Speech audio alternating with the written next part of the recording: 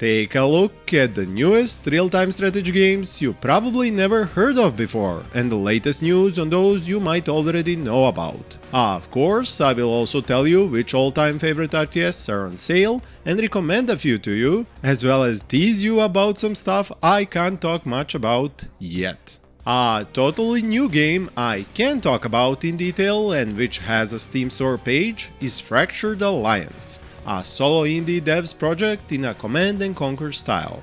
He's getting close to having a demo ready, but with no funding, it is hard to get more people working on the project. This is why he has set up a Patreon page, which I will link down in the description, along with the store page. If you can't support him financially, at least make sure to wishlist the game on Steam and tell me here in the comments what is your first impression. This ambitious project will have super weapons like nukes, as well as this weather storm from the United Federation faction. When it comes to units, the plan is to have infantry, vehicles, mechs and aircraft with all the base building and resource collection necessary to recruit such units. Walls are also a planned feature.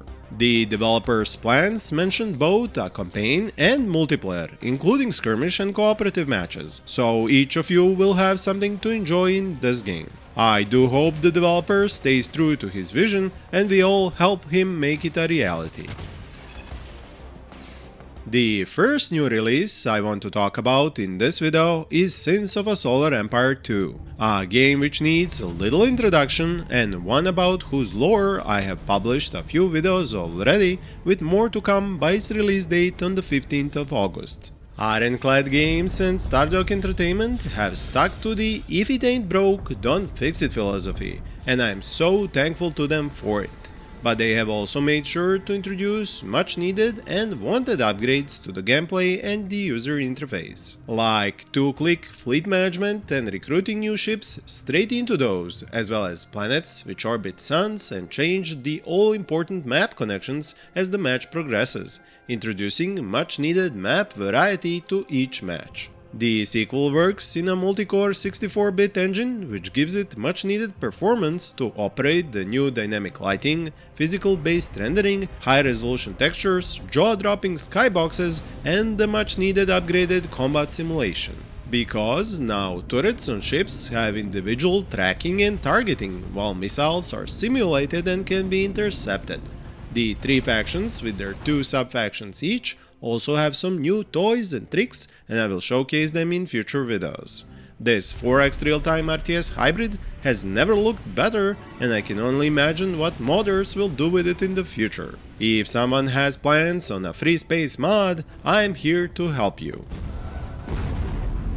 In more good news on upcoming RTS games, Industrial Annihilation developers have opened their Kickstarter page, and will keep it up until September 5th in an attempt to gather $200,000 for the game's development and a Steam Early Access launch in 2024. Link is in the description of course, and as we watch the newest gameplay clips, I want to mention that this time around the base building will be designed more like a factory floor with intricate production pipelines that supply your army. Developers' plans include a galaxy-wide single-player campaign, with all the destruction you can muster with Titan-class superbots or nuclear artillery. Interestingly enough, they are designing the game for only 2 factions, Chaos and Machina, each with their own unique combat units, playstyles and strategies. A curious note is down at the end of the Kickstarter page, in which they make sure to state that no AI is being used for developing Industrial Annihilation. This is something we are going to be seeing more and more of in the future, so feel free to tell me what you think about the use of AI in game development. Another new game I have never talked about before, which does away with base building in favor of uniquely procedurally generated maps for each battle, is titled Infiniwar. This developer's idea is to go for modern combat inspired by World in Conflict, and make more of a real-time tactics game which will give you a roguelike, infinitely replayable campaign instead of a scripted storytelling one.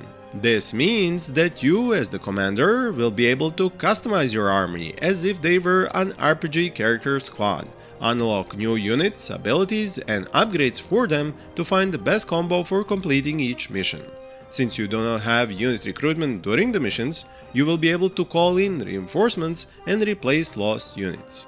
Game modes will be the likes of Domination, Rush, Assault, with objective-centric gameplay allowing you to capture, fortify and defend map objectives, while calling in strikes from off-map artillery or close air support. This is another solo indie dev's project, and you can follow his various social media as well as wishlist his game already on Steam. And since I mentioned Steam, there are more than a few great RTS game sales going on there right now. There are some new as well as old RTS gems on sale, like Impossible Creatures Steam Edition, famous for its splitting of animal DNA to create combat-ready hybrid animals, allowing you to mix and match animal body parts to your liking, creating stuff like eagle-winged gorillas, literal ant lions, and fish-face amphibian elephants. Another one is the codename Panzers franchise, latest of which is the Cold War title, featuring, as the name suggests, a major armed conflict between the Western powers and the Soviet bloc. This game was ahead of its time in many aspects, and I personally enjoyed it a lot, especially for its well-scripted campaigns. Imperium Galactica 2 is also on sale, and while I missed it back when it originally launched, it is one of the most well-developed Space 4X games, featuring both orbital and ground-based building and combat, along with loads of customization and management options. But if you're a fan of more small-scale combat with squads and unit abilities, then there is a whole host of such games on sale you might want to buy.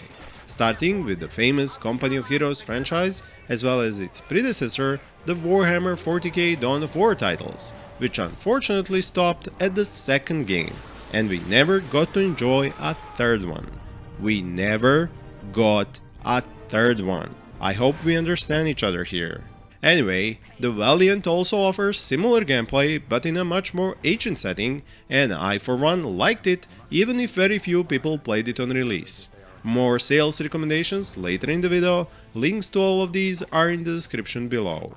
As for other fresh RTS releases, and one which plays similarly to previously mentioned games, Ratten Reich came out on the 9th of August, but honestly it was far too soon. The developers at Metal Adler Studio were on a rocky road for a while now, with a demo they better not have even shown, but their half a dozen patches on release day showed their focus and determination not to leave a bad first impression.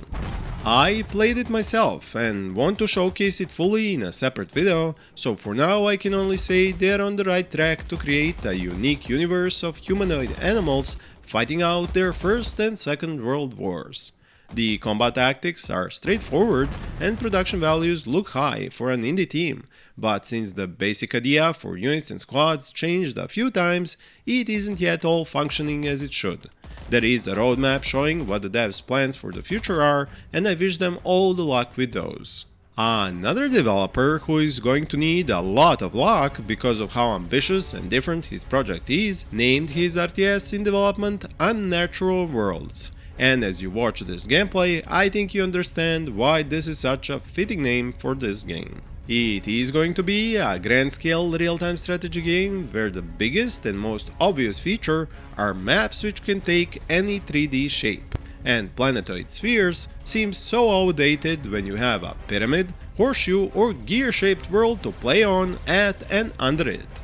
Base building and microing your units are of course core features too, and capturing land on these oddly shaped maps is key for harvesting a dozen different resources. Some of you will be happy to learn units won't have any skills or abilities, and there will be specific logistics involved in transporting goods for unit production and to neutral buildings to gain specific global bonuses. This dev even has plans to make his game compatible with virtual reality devices, so I'm personally very interested to see how it all works out. There are a few updates I wanted to give you on games you might have played already or thought about buying, like Godsworn for example, whose developers introduced a new type of co-op challenge map called Guardians of Runhu, where you must defend the inhabitants of a small island against waves of attacks, using only your hero and god powers. This game is so well done and has massive potential with many game modes and maps,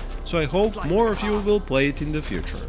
Another update, but this one in the form of DLC, was made to Regiments. I know it is a real-time tactics game because it lacks the base building element, but I also know many of my viewers enjoy such games, and this new content brings procedurally generated operations along with new national regiments you can lead and upgrade in this new warfare mode. Heliborne troops and fighter jets have also been added to give you new tactical possibilities of striking from the sky.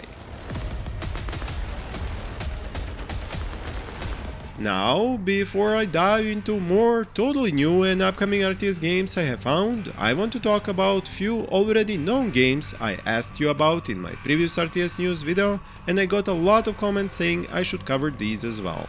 Battle Aces is a very fast-paced and action-oriented RTS, whose developers aim to make a game in which you spend a lot more time thinking about tactics and use of units rather than how to recruit them. For this, they plan to use a system of customizable unit decks and several tech levels, which means picking your army composition of 8 units before each match out of about 50. Resource gathering is automated here and expansions preset, with units spawning instantly. This is definitely a multiplayer focused game with no single player content in sight. I have personally grown too old and slow to enjoy such gameplay to its full potential, but for all of you who haven't and are young and fast enough, this might be exactly what you have been waiting for. Beta registrations are open and there has already been one closed beta after the initial alpha, both of which have steered the game forward using player feedback.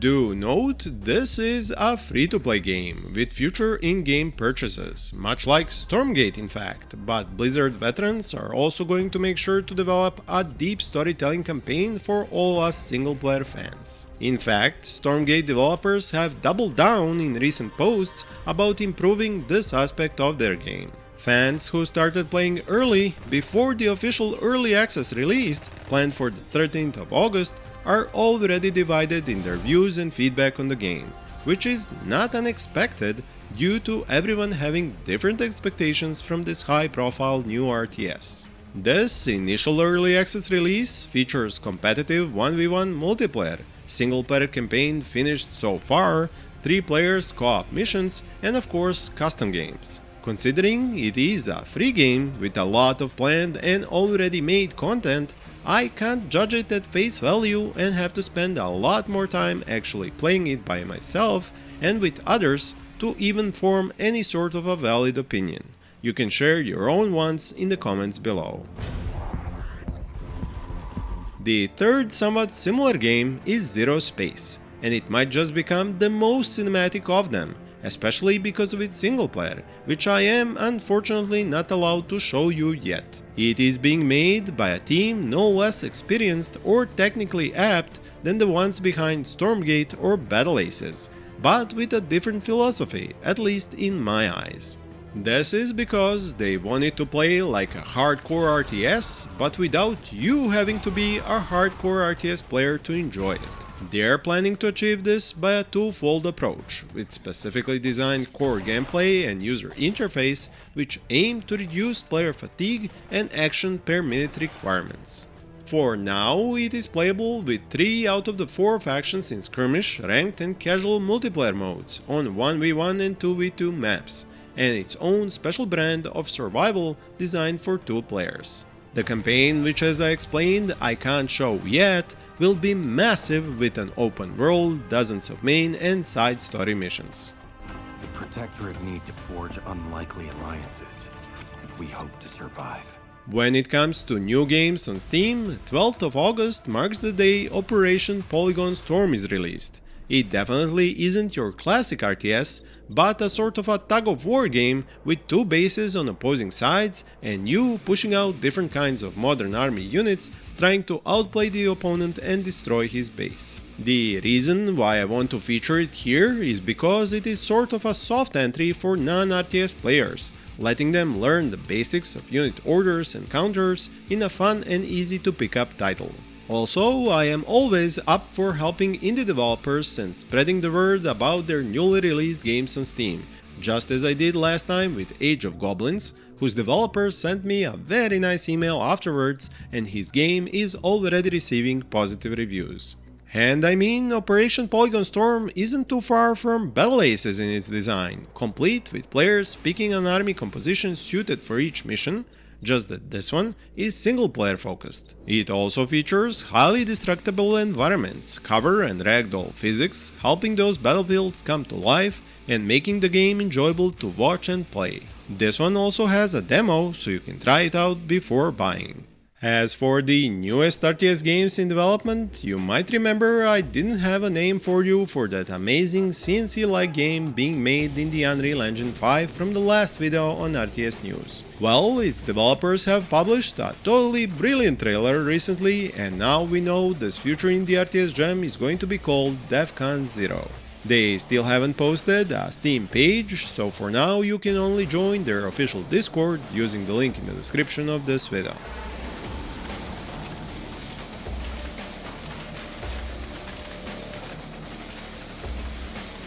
This next totally fresh game announcement arrived just as I was making this video from a 2 indie dev team, and it's titled Battlefield Commander World War II. They wanted to combine both strategy and tactics while giving you command over historically accurate units of the Soviet Union and Germany during the later stages of the war. But they have plans to add more nations across multiple theaters of war. We can expect both single-player and online PvP skirmish game modes and realistic combat, meaning limited ammo, morale, energy, line-of-sight mechanics, and shot accuracy to name just a few.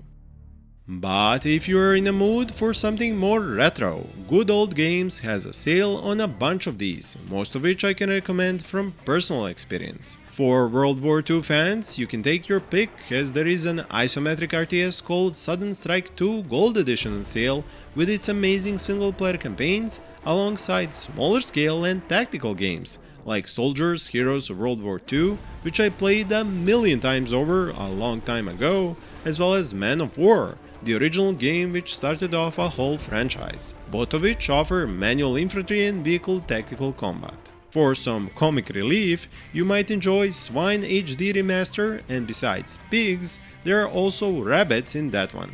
Pure fun. On a more serious note, are Celtic Kings Rage of War, which was really demanding to learn to play, but pays off with interesting if old school combat. Similarly, Tsar the Burden of the Crown is also on sale, and it plays like a fantasy medieval Warcraft just with humans as all the factions. Lastly, you can get Stronghold Crusader 2 Special Edition very cheaply and enjoy one of the last good Stronghold games by Firefly Studios. Next, I want to show you a new game by a studio that has already created a few games but hasn't delivered one fully yet. This one they named Apoceus and plan to have it feature large medieval battles on big maps with both machines and monsters besides dwarves, base building and resource collection included. The vast armies, which might go up to 10,000 units, will be led by 3 main characters, each with a unique specialty in the art of war. There isn't much info on game modes beside the online PvP tag on its Steam store page. I personally see this as shooting your own foot, especially with a gameplay design such as this one, but I also get how hard it would be to program the AI for such a game. Not impossible, of course, as shown by Beyond All Reason developers, but difficult. So let's wait a bit more and see which direction these indie developers take with their project. Another very interesting new indie RTS project is called MainKind RTS, and you won't find it on Steam but on Twitter, and I will never call it X. Anyway, the reason for not having a Steam page is something both gamers and game developers among you will find important. As from what I have managed to figure out, these developers making MainKind RTS are using models, textures, effects and so on that are basically borrowed or brought from some asset market, as I know one more game which uses almost the exact same ones, and that game does not have a Steam page either. Both even have a very similar system of resource collection, base building and unit combat. My current conclusion is that these assets can only be used for prototyping games and are not allowed to be part of a product that can be sold on a digital distribution platform like Steam. So until these developers change their assets, they can't open Steam store pages. At least that's my working theory. Let me know down in the comments if these assets are familiar to you or you know anything about this. Last game before the bonus secret game reveal is called Dawn of Defense, and it is another different kind of RTS because it mixes roguelite tower defense gameplay with base building and unit combat. These developers have such a nice idea that even I, a kind of a gamer who almost never plays tower defense games, found it interesting. The idea is that you have a map and two sides on it. One good tribe representing the light and one evil empire representing the forces of hell personified. The good guys are defending the Spirit Tower, while the baddies are spawning from an evil lair and travel down trenches in between sort of islands of land which you can occupy with your soldiers and defensive weapons. So not only is there a defense aspect to it, but a conquest aspect as well. There is more to it than that because of runestone upgrades and other interesting bits, and I very much like the developer's idea of spicing up the tower defense gameplay. Now, since I don't play many tower defense games, maybe this isn't anything revolutionary and you can tell me in the comments what you think of it. Since there are a lot of games on sale on Steam right now, I wanted to mention a few more I think some of you might enjoy playing. Like the dark magic and medieval base building and unit combat indie game I enjoyed a lot called Becastled. Or the real-time turn-based hybrid set during the First World War aptly named The Great War Western Front, which is very fun to play when you manage to figure it out. Then there is 8-bit Armies by the same developers, not to be confused with 9-bit Armies, the latest game in the franchise, and its blocky factions in a full-on modern conflict. If you prefer smaller scale combat and more RPG elements in your real-time games, then you can choose between the First World War inspired Last Train Home or the fantasy-based Spellforce 3 Reforced, a game which changed so much over the years and sequels that it isn't even close to the original idea anymore. Now I apologize for this teaser, but I can't reveal more about this project until the Steam page is up. I have played it and it's really good, so do stay tuned in to see more. Thank you for watching and happy gaming.